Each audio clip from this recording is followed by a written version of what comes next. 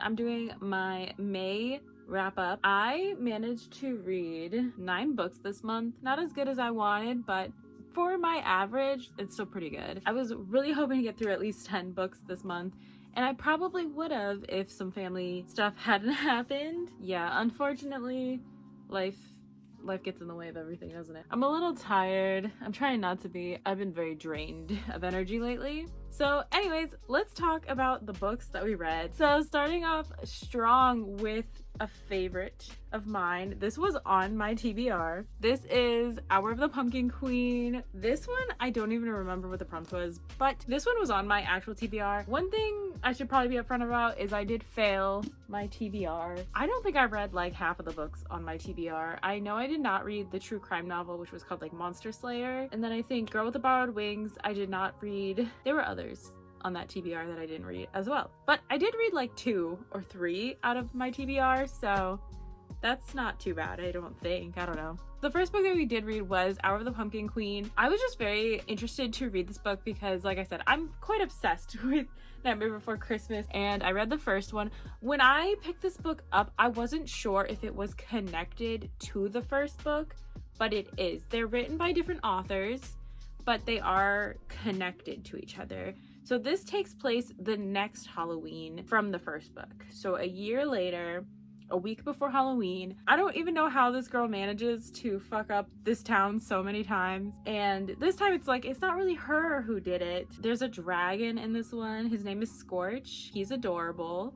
I can't really tell you much without it kind of spoiling it, but essentially, Sally wants to have a big gathering of all the holidays to tell each other what their holidays are about, what is important to their holidays, because there's an incident where somebody from Thanksgiving town comes to their town. It's like a week before Halloween, and he turns all of their pumpkins into pumpkin pie. And so they're freaking out because they need the pumpkins for Halloween. They don't know what to do. And Sally's like, this could be a learning opportunity. We need to get all of the towns together so that we could tell each other what is important to our holidays and when. And that's like the setup for this book. And then obviously that doesn't go well. So you can read the rest. This is very much a part 1. They are definitely setting up for a part 2 because the big villain that they're chasing in this book doesn't get found out. Like, they kind of learn what's going on, but they don't know who is doing it. We also get a new realm that she goes to. So this book is not like, it says that it's YA, but it feels very middle grade. The writing feels very middle grade. The storyline feels very middle grade. But one thing I do really like about this one is that I did not have to hear about Sally's seams every 2 words.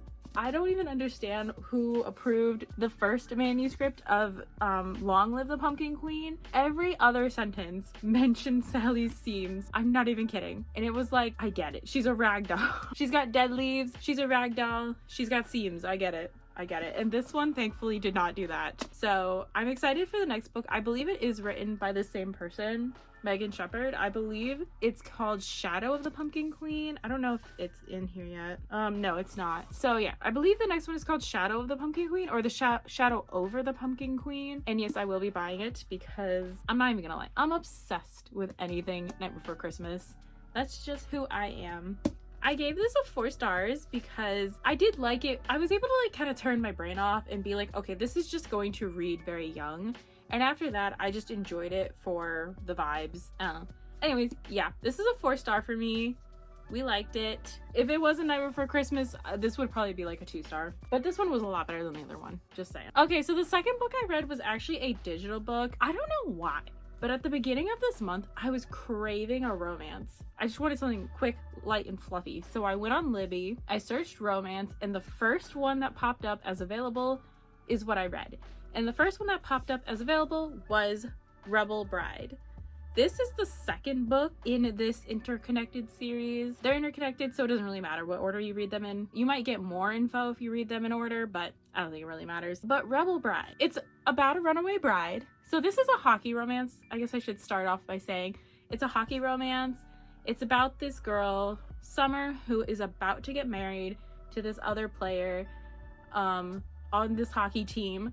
But the day of her wedding, she just decides she can't do it. She jumps out of a window and she jumps into the arms of our main character. What is his name again? I don't even remember. I don't have the book anymore, so I can't even go and reference it. She jumps into the arms of another hockey player. He's on the same team as that dude. And this dude that she jumps into the arms of, he apparently hates her. But that's only because he's secretly covering up the fact that he's obsessed and really likes her. Like, he thinks she's beautiful and that this other dude doesn't deserve her, which, like, yeah, because he's kind of abusive and manipulative, which is another thing that they always do with these, like, cheating tropes. They're like, oh, it's okay that she's with this other dude because her dude is manipulative, he's abusive, he's an asshole, so it's okay. And it's like, it's still cheating. It's still cheating. The story was just a little boring. I mean, it was fine. It was what I expected of a light, fluffy romance. I think the relationship was kind of like everywhere. I gave it 3 stars. It is what it is. It is a runaway bride story if you are into that. I don't know, runaway bride, it's fine. It's what I expect. I was like, oh, maybe I don't like hockey romances. And I read a second hockey romance in this month that we'll talk about later. That one was a little bit more of like a dark romance, so you'll see that one later. But I just don't know if it's for me because I don't enjoy the hockey part. Every time the hockey part came on, I was like, can we get to the romance? Then we like really switched gears. Okay, we switched them right up. And the next book that I read is this heavy freaking book, Alchemized. And I love Alchemized so much. Look at this beautiful book. It's so heavy, and reading this book was like near impossible because you have to like read it flat on a table. You cannot, there is no comfortable way to read this book. Okay, I'm telling you that right now. I would love to have a beautiful edition of Alchemized. That's my dream, but I don't have hundreds of dollars to spend on that.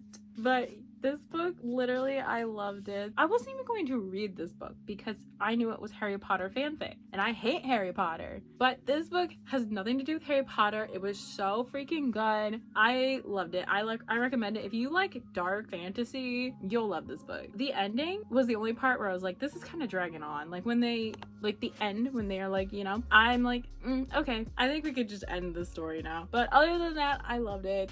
It's obviously got some really depressing themes in it, just due to the nature of the book.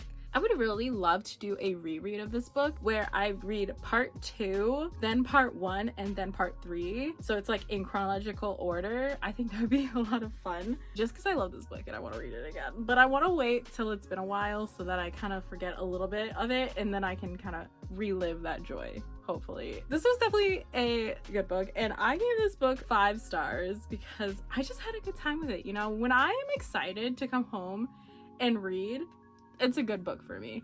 I don't care if other people like it or not, which I think the general consensus for this book is that it was good and people liked it, so 5 stars. Switching gears from an amazing book to a book I just don't like. This is No Way Out by Fern Michaels. I thought somebody with so many dogs would be able to tell me a good story. I don't understand. This feels like draft 1, you know what I mean? Like, where's the plot? This is a book about a girl named Ellie Brown, and she's like a shut-in. She's moved to this small town and she never leaves her home. And the setup is that like something happened to her that you don't even hear about till like halfway through the book. You don't even know that something happened to her and that's why she's a hermit till like halfway through the book. And then it's supposedly happened with her ex. You think this is gonna be a thing. It's not. She has this friend named Hector who is in high school and he takes care of her lawn for some reason.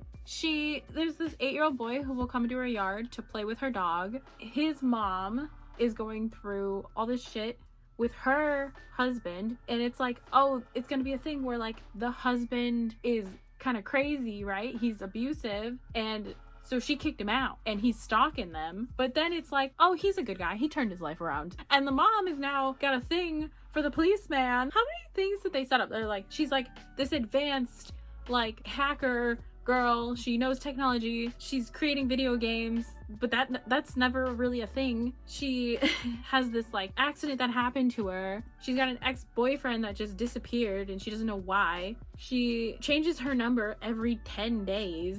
We don't know why. she doesn't remember what happened to her. She doesn't know why. And then like the ending, you guys, like what she thinks happened, because she doesn't ever remember what happened. She just slightly remembers that her boyfriend did something, but she doesn't remember if he did something. I gave this a 2-star. How long did I yap about this book? I just like, don't read this, okay? I mean, it's not worth it. I feel like me explaining this book to you is more interesting than this book actually is. And I still gave this a 2 stars because of how much it infuriated me, okay? At a certain point, I was just so angry at this book that I was unironically enjoying it. It's not good, okay? Like this isn't even a hate read kind of book. This is just so boring. It's so stupid and such a waste of everyone's time. And then after that book, I was like, oh, I want a good book. I want a good book, okay? And you know what? No, you're gonna get another book that infuriates you. And that is Wild Love by Elsie Silver. I swear so many people love this book. And I bought this book, okay? I wanted to love this book. It was adorable. I love the cover design. I love the pink. The cover design is the best thing about this book, and I want you to know that. This book is about 2 different people. We have the world's hottest billionaire, and that line will be shoved down your throat for the entirety of this book. So this book is about Rosie, who is from this small town and called Rose Hill or something, and Ford, who is this billionaire. He grew up rich, but his father never gave him a cent, so he had to work for his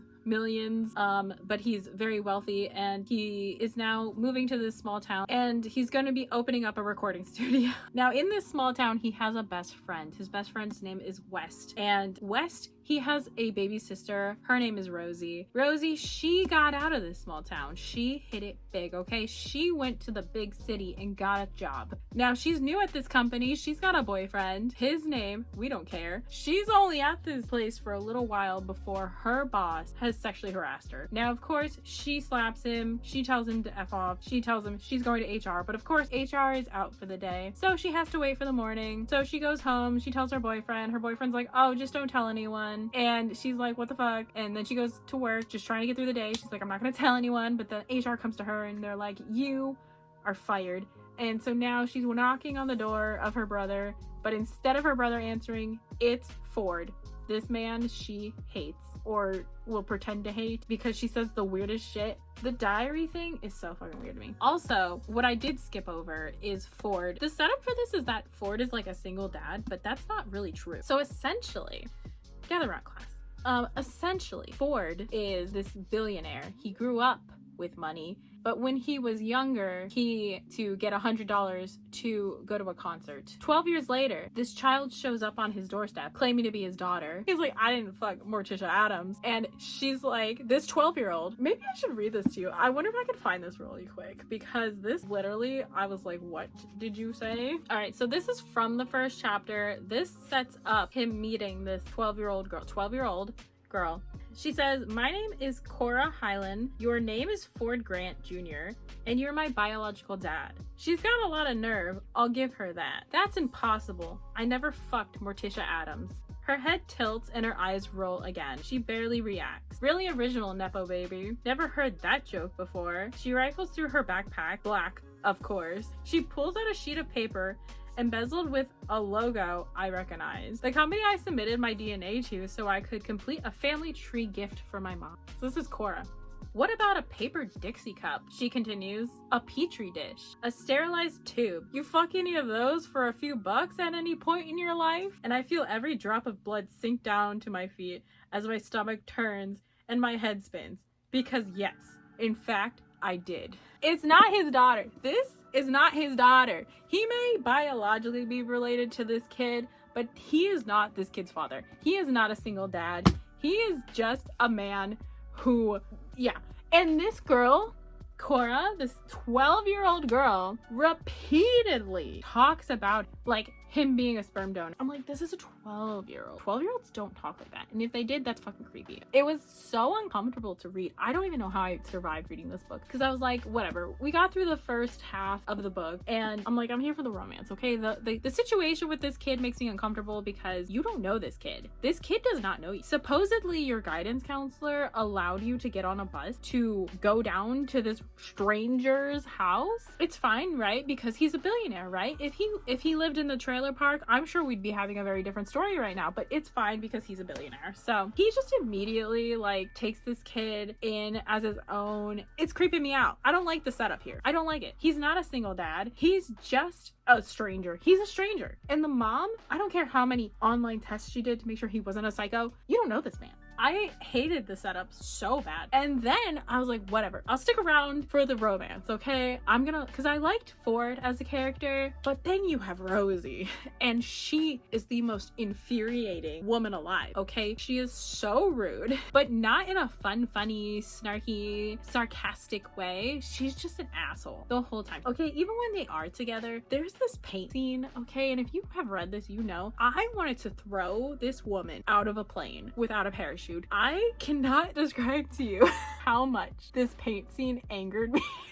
It's one of those things where I'm like, why am I reading this right now? I hated her. Every time she would speak. I'm sorry. I don't know why I'm so animated, you guys. I gave this a 2 stars. This is another book that I read that started to infuriate me so much that I was starting to enjoy it. Have I yapped enough?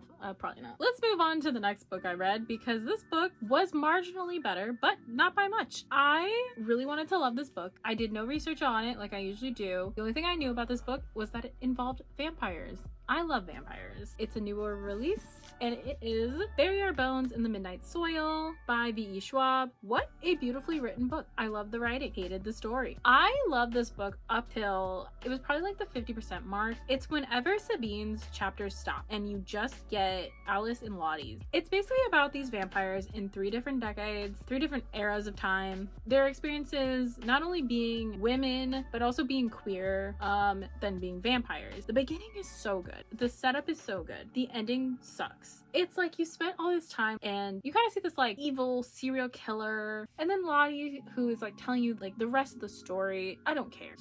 And also like the ending with Alice, she's so boring. She's such a boring character. Her presence throughout this whole book is so boring. She doesn't do much.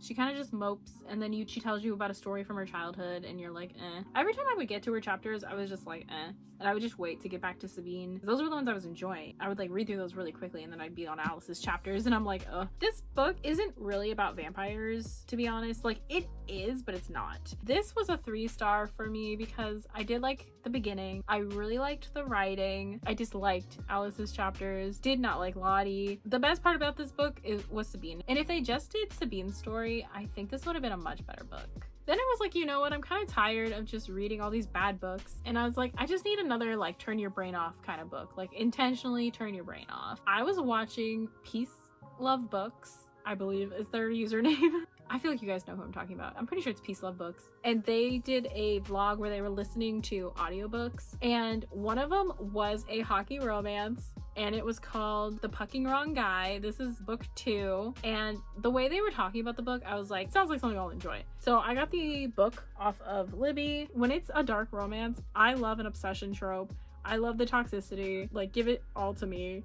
Because when it's not trying to pretend that this is like what you should strive for in a romance, and it's like, yeah, this is fucked up, these are all walking red flags, but here you go, I love that. So yeah, anyways, this is another hockey romance. This is a dude who saw a billboard of this girl that he was in a foster home with. He saw her on a billboard because she's a model and she lives in LA, so he transfers from Dallas to California to find Blake, and of course he does. He goes to her place of work. He basically harasses her.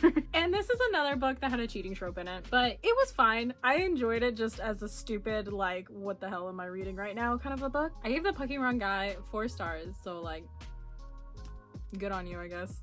And then I was like, let's switch directions. I want to read something that I think I will enjoy, that I can film for a video, and that ended up being this book, The Kiss of Deception. So this was the next book that I read. It is part of a trilogy, and this is about a girl. She's a princess. She's supposed to be getting married, but she doesn't want to get married, so she runs away on her wedding day to this small town that her maid knows of. While she's in town, 2 people, one being an assassin, one being a prince, show up, and she's basically talking to them throughout throughout the course of this week until a festival happens. The adventure doesn't even start till like halfway through this book. I did enjoy it. It is very slow. This was a 4-star for me. It wasn't bad. And I was happy to have a book I liked. I don't know if just because of these ones, I was like, anything is better than this, but either way, I liked it. I read it at the right time then. So the last book that I read this month was A Pack for Winter. This book is an Omegaverse, and it's basically about a teacher who is like a pushover. People, you know, give her their work that they don't want to do, and she just kind of takes it. She doesn't really complain. Now there's this alpha beta couple and this other alpha, and they all fall in love. So that's a book. I talked about this one in my reading vlog as well, because I read this one and Kiss of Deception in that reading vlog. It's fine. I gave my thoughts pretty much. It was an okay book. I felt like it just dragged on. There's like a bunch of plots, and it was just like one after the other, and they didn't really matter. Nothing matters in this book. This book I gave 4 stars. It is an Omegaverse. My goal is to read 100 books. We're on track, kind of. I think I am 1 book behind to be on track. I probably would have been ahead if, you know, the family stuff hadn't happened. So hopefully we can make that up for this next month of June.